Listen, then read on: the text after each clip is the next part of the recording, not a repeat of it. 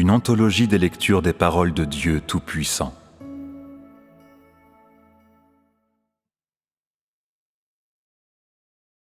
Comment connaître le tempérament de Dieu et le fruit de son œuvre.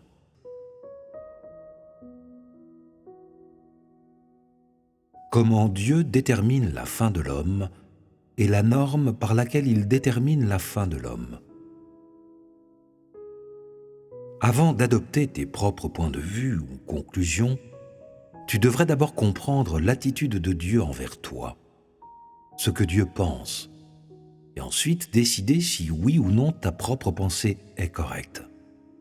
Dieu n'a jamais utilisé des unités de temps pour établir la fin d'une personne.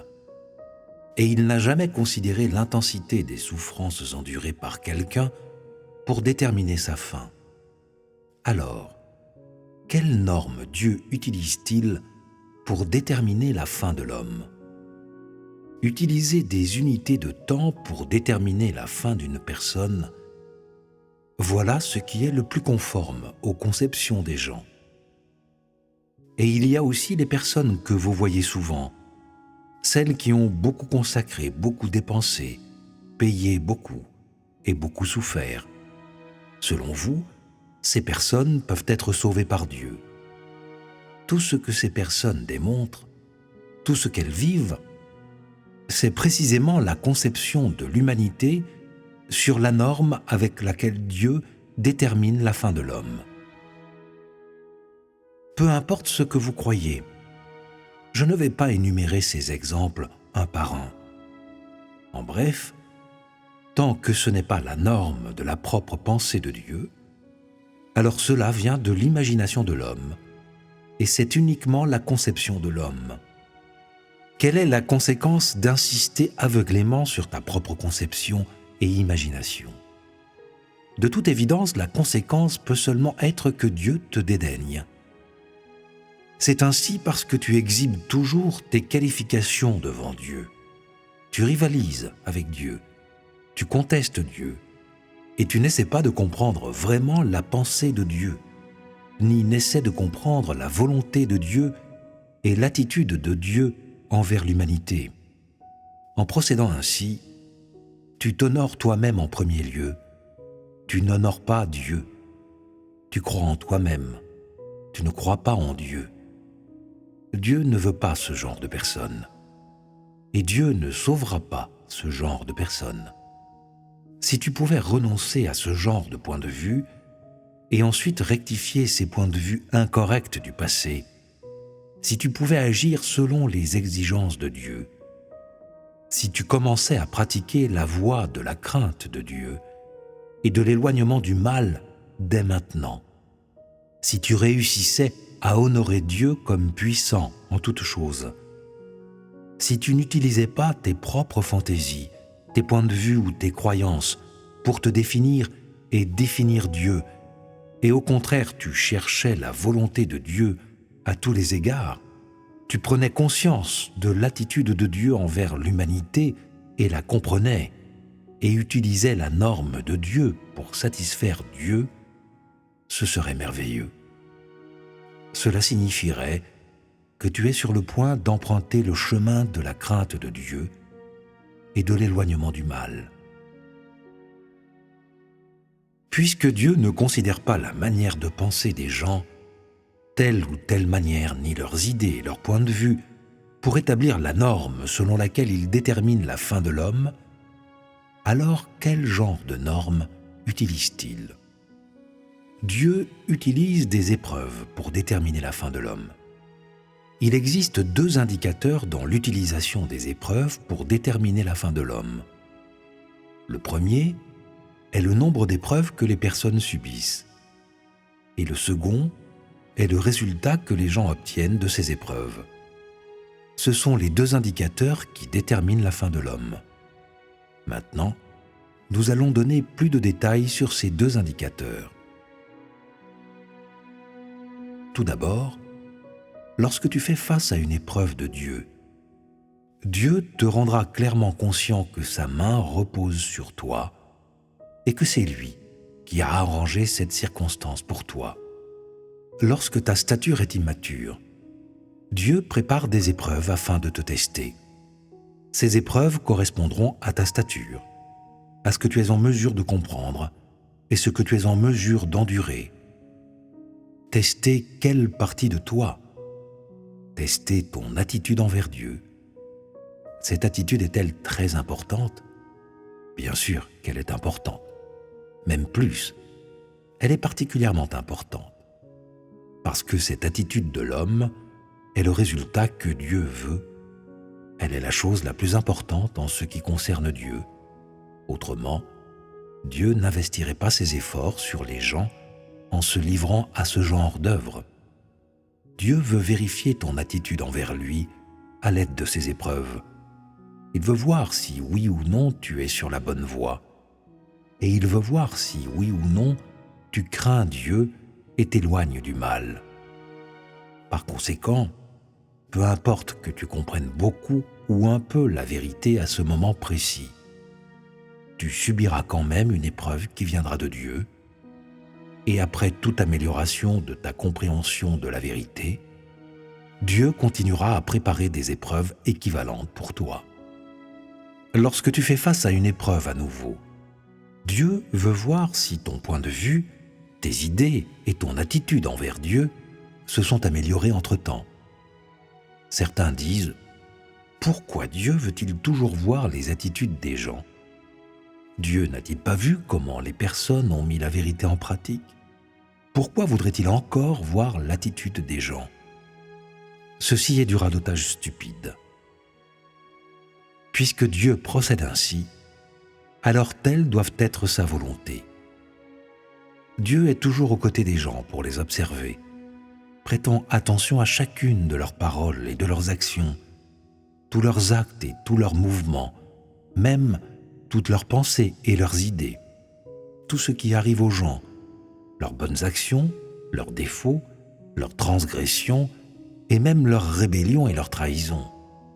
Dieu enregistrera tout cela comme preuve dans la détermination de leur fin. Tout comme l'œuvre de Dieu s'accomplit étape par étape, tu entends graduellement plus de vérité. Tu acceptes de plus en plus de choses positives, d'informations positives, et la réalité de la vérité. Au cours de ce développement, Dieu ajoutera également à ses exigences à ton égard. En même temps, Dieu préparera des épreuves plus lourdes pour toi. Son but est d'examiner si ton attitude envers Dieu a mûri entre-temps. Bien sûr, pendant ce temps, le point de vue que Dieu exige de toi est conforme à ta compréhension de la réalité de la vérité. À mesure que ta stature grandit, la norme que Dieu exige de toi grandit également. Quand tu es immature, Dieu te donne une norme peu élevée.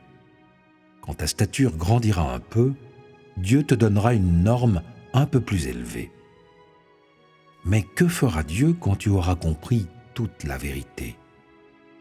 Dieu te fera confronter des épreuves encore plus grandes. Au milieu de ces épreuves, ce que Dieu vise, ce que Dieu veut voir, c'est ta connaissance approfondie de Dieu et ta vraie crainte. À cet instant, les exigences de Dieu à ton égard seront plus élevées et plus sévères que lorsque ta stature était plus immature. Quand Dieu éprouve des personnes, quel genre de réalité Dieu veut-il créer ? Dieu demande constamment que les gens lui donnent leur cœur. Certains diront « Comment donne-t-on son cœur ? Je fais mon devoir, j'ai abandonné ma maison et mes moyens de subsistance, j'ai dépensé pour Dieu. Tous ces exemples ne démontrent-ils pas que j'ai donné mon cœur à Dieu ? De quelle autre manière pourrais-je donner mon cœur à Dieu ? Serait-il possible que ces actions ne suffisent pas comme preuve que j'ai donné mon cœur à Dieu ? Quelle est l'exigence spécifique de Dieu ? Cette exigence est très simple. En fait, il y a des gens qui, à différentes étapes de leurs épreuves, ont déjà donné leur cœur à Dieu à des degrés divers. Mais la grande majorité des gens ne donnent jamais leur cœur à Dieu. Quand Dieu t'envoie une épreuve, Dieu voit si ton cœur est avec Dieu, avec la chair ou avec Satan. Quand Dieu t'envoie une épreuve, Dieu voit si tu es en opposition à Dieu ou si tu es dans une position qui est compatible avec lui, et il voit si ton cœur est du même côté que lui. Quand tu es immature et fais face à des épreuves, ta confiance est très faible, et tu ne peux pas savoir exactement ce que tu dois faire pour satisfaire la volonté de Dieu, parce que tu as une compréhension limitée de la vérité. Malgré tout cela, tu peux toujours prier Dieu véritablement et sincèrement. Être prêt à donner ton cœur à Dieu, faire de Dieu ton souverain, et être prêt à offrir à Dieu ces choses que tu crois être les plus précieuses. C'est cela, avoir déjà donné son cœur à Dieu. Pendant que tu écoutes de plus en plus la prédication et que tu comprends de plus en plus la vérité, ta stature mûrit aussi graduellement. Le niveau que Dieu exige de toi en ce moment n'est pas le même que lorsque tu étais immature. Il exige un niveau plus élevé. Lorsque le cœur de l'homme est progressivement donné à Dieu, son cœur se rapproche de plus en plus de Dieu. Quand l'homme peut vraiment se rapprocher de Dieu, son cœur le craint de plus en plus. C'est ce genre de cœur que Dieu veut. Quand Dieu veut gagner le cœur de quelqu'un, il lui fera subir de nombreuses épreuves. Au cours de ces épreuves, si Dieu ne gagne pas le cœur de cette personne, ni ne voit aucune attitude en cette personne, c'est-à-dire qu'il ne voit pas que cette personne pratique ou se comporte d'une manière qui démontre la crainte de Dieu, et qu'il ne voit pas chez cette personne une attitude et une résolution à s'éloigner du mal, si les choses sont ainsi, alors, après de nombreuses épreuves, Dieu refusera sa patience à cette personne. Et il ne tolérera plus cette personne. Il ne lui enverra plus d'épreuves et ne travaillera plus en elle. Alors, qu'est-ce que cela signifie en ce qui a trait à la fin de cette personne ? Cela signifie qu'elle n'aura pas une fin. Il est possible que cette personne n'ait fait aucun mal. Il est également possible qu'elle n'ait rien fait pour interrompre ou perturber. Il est également possible qu'elle n'ait pas ouvertement résisté à Dieu. Tout de même, le cœur de cette personne est caché de Dieu. Elle n'a jamais eu une attitude et un point de vue clair au sujet de Dieu. Et Dieu ne peut pas voir clairement que son cœur lui a été donné. Et il ne peut pas voir clairement que cette personne cherche à craindre Dieu et à s'éloigner du mal. Dieu n'a plus de patience pour ce genre de personne. Il ne paiera plus aucun prix. Il n'accordera plus sa miséricorde. Et il ne travaillera plus en elle. La vie de foi en Dieu de cette personne est déjà terminée. La raison en est que dans toutes les nombreuses épreuves que Dieu a envoyées à cette personne, Dieu n'a pas obtenu le résultat qu'il attendait. Ainsi, il y a un certain nombre de gens en qui je n'ai jamais vu l'éclairage et l'illumination du Saint-Esprit. Comment est-il possible de voir cela ? Ce genre de personnes ont pu avoir cru en Dieu pendant de nombreuses années et en surface avoir été très actives. Elles ont lu plusieurs livres, géré plusieurs affaires, ont rempli plus de 10 cahiers de notes et intégré beaucoup de lettres et de doctrines. Cependant, il n'y a jamais de croissance visible et jamais un point de vue visible envers Dieu chez ces personnes, ni aucune attitude claire. Cela veut dire que l'on ne peut pas voir le cœur de cette personne. Leur cœur est toujours enrobé. Leur cœur est scellé. Il est scellé pour Dieu, de sorte que Dieu n'a pas vu le vrai cœur de ces personnes, n'a pas vu la vraie crainte de Dieu dans ces personnes. Et même plus, il n'a pas vu comment ces personnes marchent dans la voie de Dieu. Si jusqu'à présent Dieu n'a pas gagné ce type de personnes, peut-il les gagner à l'avenir ? Il ne le peut pas. Dieu continuera-t-il à exiger des choses qu'il ne peut pas obtenir ? il ne le fera pas. Quelle est l'attitude actuelle de Dieu envers ces personnes alors? Il les méprise. Il ne leur porte aucune attention. Il ne leur porte aucune attention. Dieu ne porte pas attention à ce genre de personnes. Il les méprise. Vous avez mémorisé ces mots très rapidement, de façon très précise. Il semble que vous ayez compris ce que vous avez entendu. Il y a des personnes qui, au début de leur marche avec Dieu, sont immatures et ignorantes. Elles ne comprennent pas la volonté de Dieu. Elles ne savent pas non plus ce que signifie croire en Dieu, adoptant une façon de croire en Dieu et de suivre Dieu inventée par l'homme et erronée. Quand ces personnes affrontent une épreuve, elles ne s'en rendent pas compte et sont insensibles à la direction et à l'éclairage de Dieu. Elles ne savent pas ce que signifie donner son cœur à Dieu, ni tenir ferme dans les épreuves. Dieu accordera à ces personnes un certain temps, et pendant ce temps, il va leur faire comprendre ce qu'est une épreuve de Dieu et quelles sont la volonté de Dieu. Par la suite, ces personnes doivent démontrer leur point de vue. En ce qui concerne les personnes qui sont à ce stade, Dieu est toujours en attente. En ce qui concerne les personnes qui sont encore indécises dans leur point de vue, qui veulent donner leur cœur à Dieu, mais qui ne sont pas décidées à le faire, ces personnes qui, bien qu'elles aient mis en pratique quelques vérités fondamentales, face à une grande épreuve, se dérobent et veulent abandonner, quelle est l'attitude de Dieu envers ces personnes?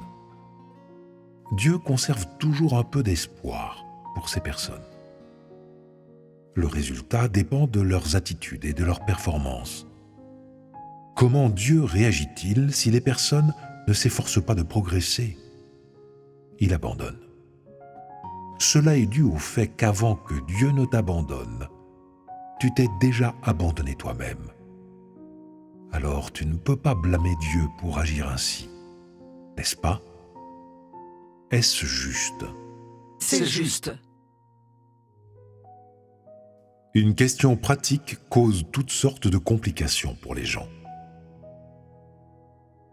Il y a un autre type de personnes qui obtiennent le résultat le plus tragique.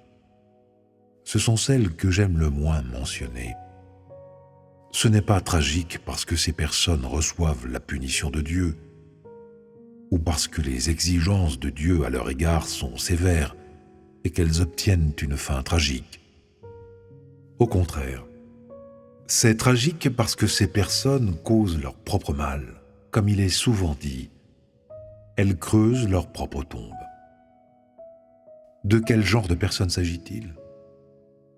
Ces personnes n'empruntent pas le bon chemin et leur fin est révélée à l'avance. Dieu considère ce genre de personnes comme la cible absolue de son dégoût. Comme les gens le disent, ces personnes sont les plus tragiques. Ce type de personne est très enthousiaste au début de la marche avec Dieu. Elles paient un grand prix. Elles ont une bonne idée des perspectives de l'œuvre de Dieu. Elles sont pleines d'imagination au sujet de leur propre avenir. Elles sont particulièrement confiantes en Dieu, croyant que Dieu peut faire de l'homme un être complet et amener l'homme à une destination glorieuse. Pourtant, pour une raison quelconque, pendant l'œuvre de Dieu, ces personnes s'enfuient. Qu'est-ce que cela signifie que ces personnes s'enfuient? Cela signifie qu'elles disparaissent sans un au revoir, sans un bruit. Elles partent sans un mot. Bien que ce genre de personnes prétendent croire en Dieu, elles ne prennent vraiment jamais racine sur le chemin de la foi en Dieu. Ainsi, peu importe pendant combien de temps elles ont cru, elles peuvent toujours se détourner de Dieu. Certaines personnes partent pour se consacrer aux affaires. Certaines personnes partent pour vivre leur vie. Certaines personnes partent pour devenir riches. Certaines personnes partent pour se marier, pour avoir un enfant, parmi les personnes qui partent. Certaines ont des remords de conscience et veulent revenir. Et d'autres, qui ne réussissent pas du tout, sont en dérive dans le monde pendant des années et des années. Ces personnes vagabondes ont connu beaucoup de souffrances. Et elles croient qu'il est trop douloureux de vivre dans le monde et qu'elles ne peuvent pas être séparées de Dieu. Elles veulent retourner à la maison de Dieu pour être réconfortées, pour être en paix, dans la joie et continuer à croire en Dieu pour échapper à la catastrophe, ou pour être sauvées et obtenir une belle destination. Ces personnes croient que l'amour de Dieu est infini, que la grâce de Dieu est inépuisable, une source intarissable. Elles croient que peu importe ce que quelqu'un a fait, Dieu doit leur pardonner et tolérer leur passé. Ces personnes disent qu'elles veulent revenir et accomplir leur devoir. Il y a des personnes qui vont jusqu'à donner une partie de leurs biens à l'Église en espérant que cela leur ouvre le chemin de retour à la maison de Dieu. Quelle est l'attitude de Dieu envers ce genre de personnes? Comment Dieu devrait-il déterminer leur fin? Sentez-vous libre de répondre. Je pensais que Dieu admettrait ce genre de personnes, mais après ce que je viens tout juste d'entendre, peut-être ne seront-elles pas réadmises. Et quel est ton raisonnement? Ce genre de personnes se présentent devant Dieu pour que leur fin ne soit pas la mort. Leur retour n'est pas fondé sur une véritable sincérité. Au contraire, sachant que l'œuvre de Dieu sera bientôt terminée, elles viennent dans l'illusion qu'elles vont recevoir des bénédictions. Tu dis que ces personnes ne croient pas sincèrement en Dieu. Donc, que Dieu ne peut pas les admettre? C'est bien cela? Oui, Je crois comprendre que ce genre de personnes sont des opportunistes et qu'elles ne croient pas sincèrement en Dieu. Elles ne sont pas venues pour croire en Dieu. Elles sont opportunistes. Bien parlé. Ces opportunistes sont le genre de personnes que tout le monde déteste. Elles suivent tout simplement le courant et ne se soucient guère de faire quoi que ce soit, à moins qu'elles en obtiennent quelque profit. Bien sûr, elles sont méprisables. D'autres sœurs ou d'autres frères ont-ils un point de vue? Dieu ne les admettra plus parce que l'œuvre de Dieu est sur le point d'être achevée et que la fin des personnes est déterminée maintenant. C'est à ce moment que ces personnes veulent revenir. Ce n'est pas parce qu'elles veulent vraiment poursuivre la vérité. Elles veulent revenir parce qu'elles voient s'abattre des catastrophes ou parce qu'elles sont influencées par des facteurs externes. Si elles avaient vraiment un cœur qui cherchait la vérité, elles n'auraient jamais fui en plein parcours. Y a-t-il d'autres opinions? Elles ne seront pas admises.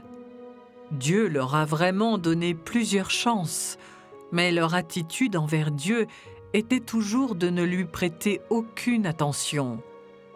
Peu importe les intentions de ces personnes, et même si elles se repentent vraiment, Dieu ne les admettra pas pour autant.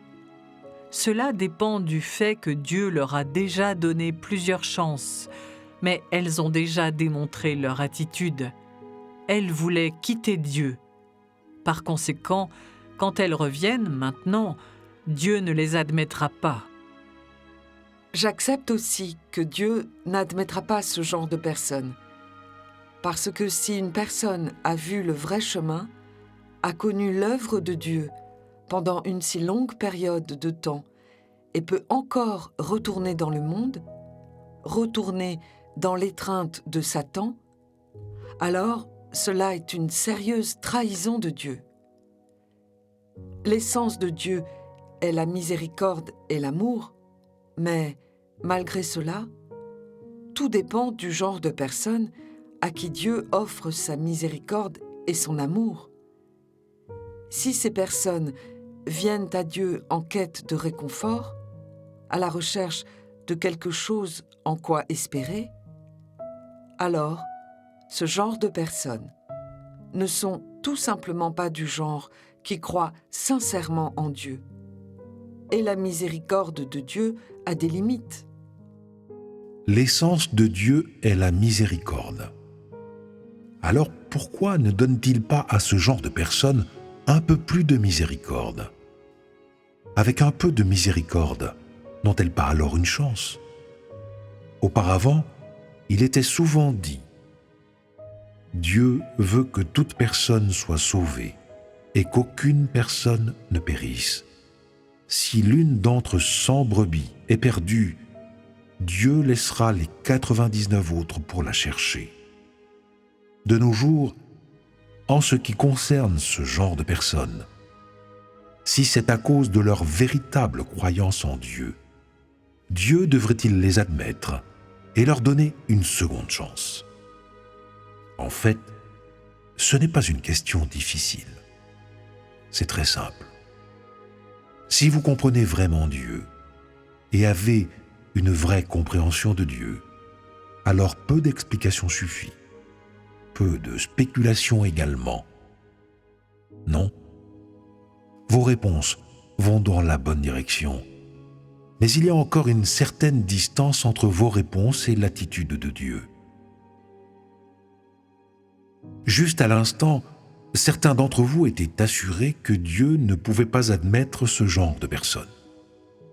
Pour d'autres, ce n'était pas très clair, croyant que Dieu pourrait les admettre et pourrait ne pas les admettre. Cette attitude est la plus modérée. Et puis, il y avait ceux qui espéraient que Dieu admettrait ce genre de personnes. Cette attitude est ambiguë. Ceux avec l'attitude assurée croient que Dieu a travaillé jusqu'à présent et que son œuvre est achevée, de sorte que Dieu n'a pas besoin d'être tolérant envers ces personnes et il ne les admettra pas à nouveau. Les gens modérés estiment que ces questions devraient être traitées en fonction de leurs circonstances. Si le cœur de ces personnes est inséparable de Dieu, et elles sont toujours des personnes qui croient vraiment en Dieu, des personnes qui cherchent la vérité, alors Dieu ne devrait pas se souvenir de leurs faiblesses et fautes du passé. Il devrait les pardonner, leur donner une autre chance, les laisser revenir à la maison de Dieu et accepter le salut de Dieu. Toutefois, si ces personnes fuient encore une fois, alors Dieu ne peut plus vouloir ces personnes et on ne peut pas considérer qu'une injustice leur est faite. Il y a un autre groupe de gens qui espèrent que Dieu peut admettre ces personnes. Ces gens ne savent pas clairement si Dieu les admettra ou non. S'ils croient que Dieu devrait les admettre et que Dieu ne les admet pas, alors il semble qu'ils soient un peu à l'écart de la conformité avec le point de vue de Dieu. S'ils croient que Dieu ne devrait pas les admettre et que Dieu dit que son amour envers l'homme est infini et qu'il est prêt à donner une autre chance à ces personnes, alors, n'est-ce pas un exemple de l'ignorance humaine mise à nu? De toute façon, vous avez tous vos propres points de vue. Ces points de vue sont une connaissance dans vos propres pensées. Ils reflètent aussi la profondeur de votre compréhension de la vérité et de votre compréhension de la volonté de Dieu. Bien dit, non? C'est merveilleux que vous ayez des opinions à ce sujet. Mais quant à savoir si vos opinions sont correctes ou non, il reste encore un point d'interrogation. N'êtes-vous pas tous un peu inquiets? Qu'est-ce qui est bien alors? Je ne peux pas voir clairement et je ne sais pas exactement ce que Dieu pense. Dieu ne m'a rien dit. Comment puis-je savoir ce que Dieu pense? L'attitude de Dieu envers l'homme, c'est l'amour. Selon l'attitude de Dieu dans le passé, il devrait admettre cette personne. mais l'attitude présente de Dieu n'est pas très claire pour moi. Je peux seulement dire qu'il admettra peut-être cette personne et peut-être pas. N'est-ce pas ridicule? Cela vous laisse vraiment perplexe. Si vous n'avez pas une perspective correcte sur ce sujet, alors que ferez-vous lorsque votre Église sera vraiment confrontée à ce genre de personnes? Si vous ne traitez pas ce sujet correctement, alors peut-être allez-vous offenser Dieu. N'est-ce pas une question dangereuse? Pourquoi est-ce que je vous demande votre perspective sur ce dont je viens de discuter? Je veux tester vos points de vue, tester votre connaissance de Dieu, votre compréhension de la volonté de Dieu et de l'attitude de Dieu. Quelle est la réponse? La réponse se trouve dans vos points de vue. Certains d'entre vous sont très conservateurs et certains d'entre vous utilisent leurs imaginations pour deviner. Qu'est-ce que deviner? C'est de n'avoir aucune idée de la manière dont Dieu pense, de sorte que vous proposez des idées sans fondement sur la manière dont Dieu devrait penser ceci ou cela. Vous ne savez pas vraiment si votre proposition est juste ou erronée, de sorte que vous exprimez un point de vue ambigu. Face à ce fait, que voyez-vous? En suivant Dieu, les gens prêtent rarement attention à la volonté de Dieu et tiennent rarement compte des pensées de Dieu et de l'attitude de Dieu envers l'homme. Vous ne comprenez pas les pensées de Dieu. Donc, quand on vous questionne sur la volonté de Dieu, sur le tempérament de Dieu, alors vous devenez confus.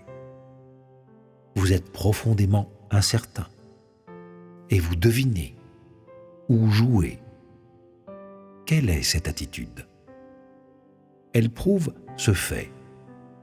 La plupart des personnes qui croient en Dieu le considèrent comme de l'air, comme indistinct. Pourquoi est-ce que je parle ainsi? Parce que chaque fois que vous êtes confronté à une chose, vous ne connaissez pas la volonté de Dieu. Pourquoi ne la connaissez-vous pas? Ce n'est pas que vous ne la connaissez pas seulement maintenant. Au contraire, du début à la fin, vous ne savez pas quelle est l'attitude de Dieu par rapport à cette chose. Dans ces moments où tu ne peux pas voir et ne connais pas l'attitude de Dieu, y as-tu réfléchi? L'as-tu cherché? L'as-tu communiqué? Non. Cela confirme un fait. Le Dieu de ta croyance et le vrai Dieu ne sont pas connectés. Toi, qui crois en Dieu, tu considères seulement ta propre volonté, seulement la volonté de tes dirigeants, et seulement la signification superficielle et doctrinale de la parole de Dieu, mais n'essaie vraiment pas du tout de connaître et de chercher la volonté de Dieu. N'est-ce pas comme cela? L'essence de cette situation est terrible. Pendant de nombreuses années, j'ai vu plusieurs personnes qui croient en Dieu. Quelle forme cette croyance assume-t-elle? Certaines personnes croient en Dieu comme s'il était de l'air. Ces personnes n'ont pas de réponse aux questions sur l'existence de Dieu parce qu'elles ne peuvent pas sentir ou être conscientes de la présence ou de l'absence de Dieu, encore moins la voir ou la comprendre clairement. Inconsciemment, ces personnes pensent que Dieu n'existe pas. D'autres croient en Dieu comme s'il était un homme. Ces personnes croient que Dieu est incapable de faire tout ce qu'elles ne peuvent pas faire elles-mêmes et que Dieu devrait penser comme elles pensent, quelle qu'en soit la manière. La définition de Dieu pour ces personnes est une personne invisible et intangible. Il y a aussi un groupe de personnes qui croient en Dieu comme s'il était une marionnette. Ces personnes croient que Dieu n'a pas d'émotion, que Dieu est une statue. Lorsque confronté à un problème, Dieu n'a pas d'attitude, aucun point de vue, aucune idée. Il est à la merci de l'homme.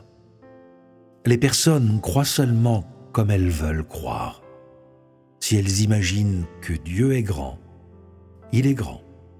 Si elles l'imaginent petit, il est petit. Quand les personnes pêchent et ont besoin de la miséricorde de Dieu, de la tolérance de Dieu, de l'amour de Dieu, alors Dieu devrait accorder sa miséricorde. Ces personnes inventent un Dieu dans leur esprit et obligent ce Dieu à répondre à leurs exigences et à satisfaire tous leurs désirs. Peu importe quand et où, et peu importe ce que quelqu'un fait, elles adopteront cette fantaisie dans leur traitement de Dieu et leur croyance en Dieu. Il y en a même qui croient que Dieu peut les sauver, après qu'elles ont irrité le tempérament de Dieu. C'est parce qu'elles croient que l'amour de Dieu est infini, que le tempérament de Dieu est juste, et que peu importe comment les gens offensent Dieu, Dieu ne se souvient de rien. Étant donné que les fautes de l'homme, les péchés de l'homme et la désobéissance de l'homme sont des expressions momentanées du tempérament de cette personne, Dieu donnera des chances aux personnes et sera tolérant et patient avec elles. Dieu les aimera toujours comme avant. Ainsi, l'espérance en leur salut est encore grande. En fait, peu importe la façon dont les personnes croient en Dieu, tant qu'elles ne cherchent pas la vérité, alors l'attitude de Dieu envers elles est négative. Alors que tu es croyant en Dieu, peut-être chéris-tu le livre de la parole de Dieu, l'étudies-tu tous les jours, le lis-tu tous les jours, mais tu mets de côté le vrai Dieu. Tu le considères comme de l'air, le considère comme une personne, et certains d'entre vous le considèrent simplement comme une marionnette. Pourquoi est-ce que je l'exprime de cette manière ? Parce que, de la façon dont je vois les choses, peu importe si vous êtes confronté à une chose ou faites face à une circonstance, ces choses qui existent dans votre subconscient, ces choses qui sont développées en votre intérieur, aucune d'entre elles n'a un lien avec la parole de Dieu ou la recherche de la vérité. Tu sais seulement ce que tu penses toi-même, ce que sont tes propres points de vue. Et ensuite, tu imposes à Dieu tes propres idées, tes propres points de vue. Ils deviennent les points de vue de Dieu qui sont utilisés comme normes à respecter incontestablement.